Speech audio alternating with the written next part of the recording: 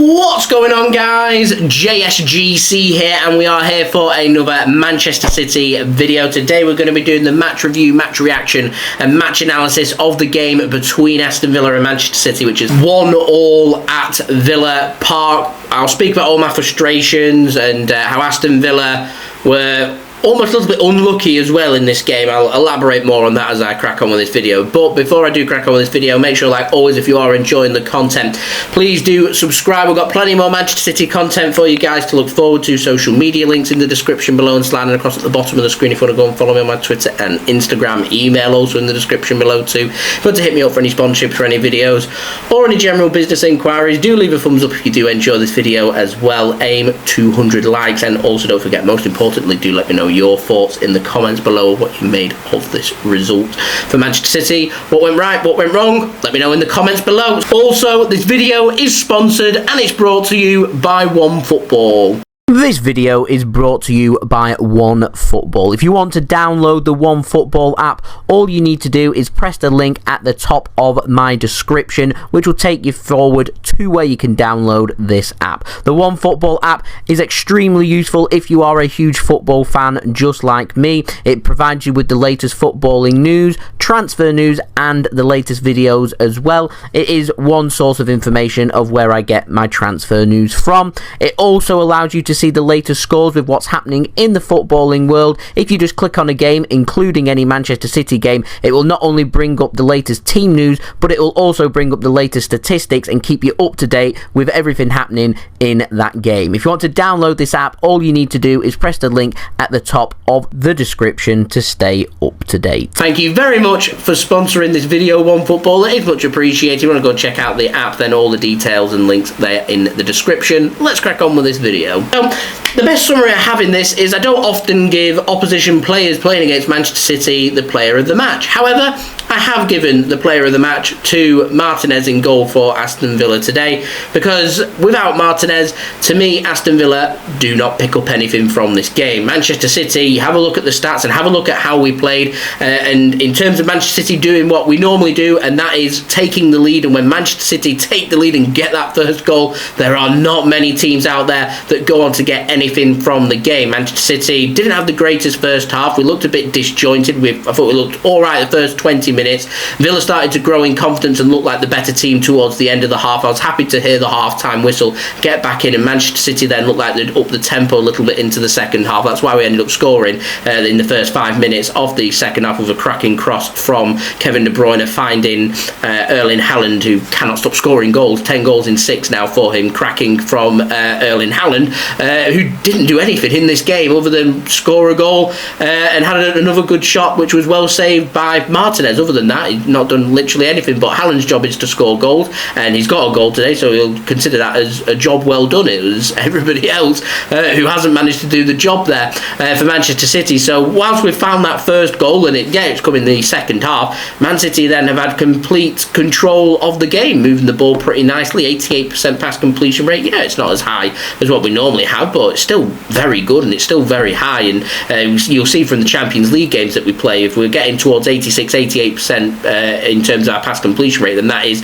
very good, and I think that shows just how good Aston Villa are. And where they were sitting in the league table, 19th place, yes, Man City should be winning this game. We should be winning this both home and away if we're wanting to win the Premier League, but I don't think where they are in the league fairly represents where Aston Villa are at. I thought they were very unlucky against Arsenal at the Emirates Stadium, and I thought they were pretty unlucky in this game as well. They defended in numbers, they defended very well. Martinez was brilliant. Their midfield was making life very difficult. They were pressing when they need to press, and ultimately they had that one opportunity, and that one opportunity went into the back of the net. Now, Ramsey took a very heavy touch in the second half, which took it way too close to Ederson, and that was a big opportunity lost for Aston Villa, and you're feeling for them that that might have been their opportunity squandered. However, Man City always allow chances, because that's how we play. There's always opportunities there. I said in my preview to this game that it's going to be both teams to score. I can see Aston Villa scoring in this game. It gets squared across from Ramsey, A good pass, finds Leon Bailey, hits it first time, and the pace takes it well beyond Ederson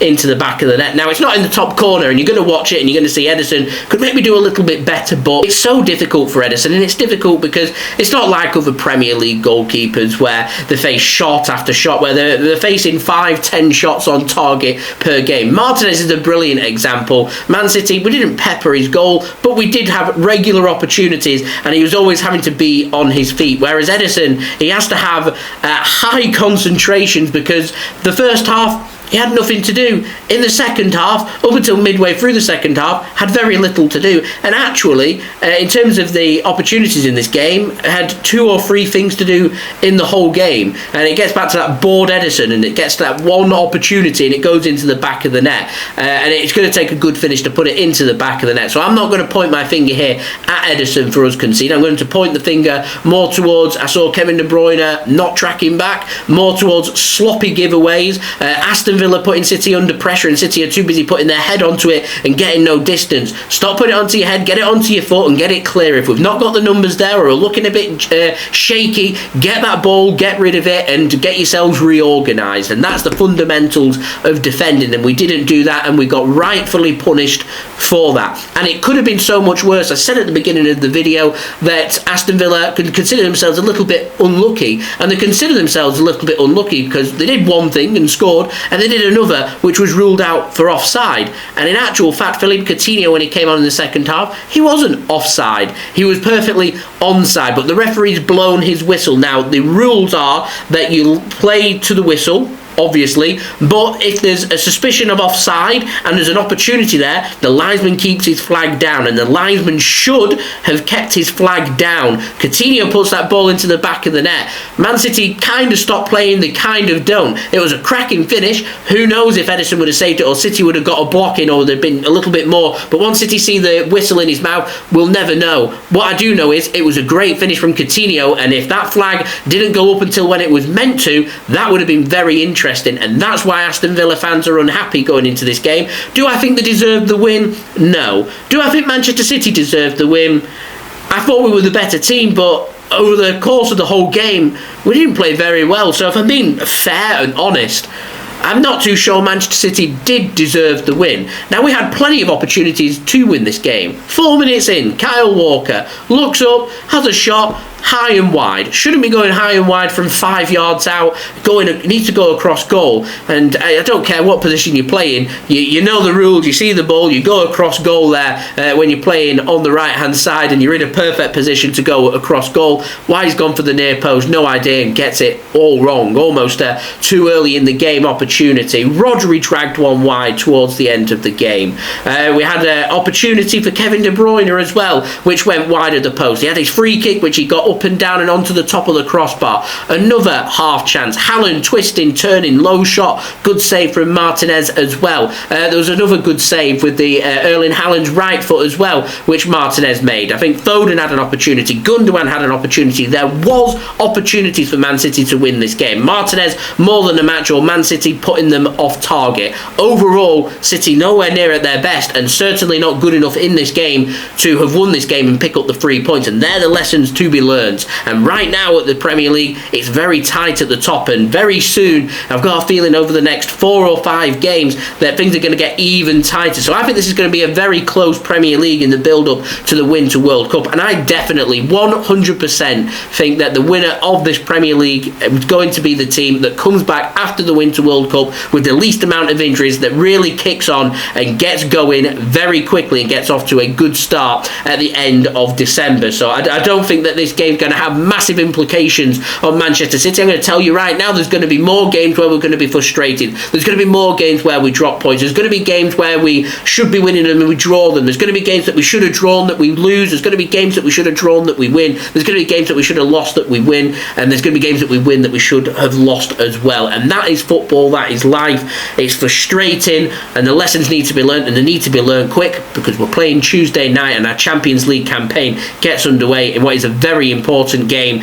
against Sevilla, and we need to get onto it very quickly, and we need to get over this very quickly as well, because further beyond from there, we've got a massive Premier League game against a very well-drilled, well-organised Tottenham Hotspur side who are breathing down Manchester City's neck. City sitting in third, City sitting in second, Tottenham sitting in third, and we're both level on points, so that is a massive game next weekend, and a perfect opportunity to show where we are at, because that will give me the answer as to where we're at right now in the Premier League. Arsenal get a good answer tomorrow in their game against United, and United get a good answer tomorrow. Where are they at? And you only get your answer when you're going up against some of the best teams in the division, and I regard teams like Arsenal, like Tottenham, they're some of the best teams in the division, and that's where I feel the Premier League could be won and lost. So City need to get over this and quick, because we've got massive games coming up. Villa out of the relegation zone. Like I said, it's unfair where they are. I think they're a better team than where they are, but they did well against Arsenal and they lost the game. They've done well against Manchester City and they've picked up a point.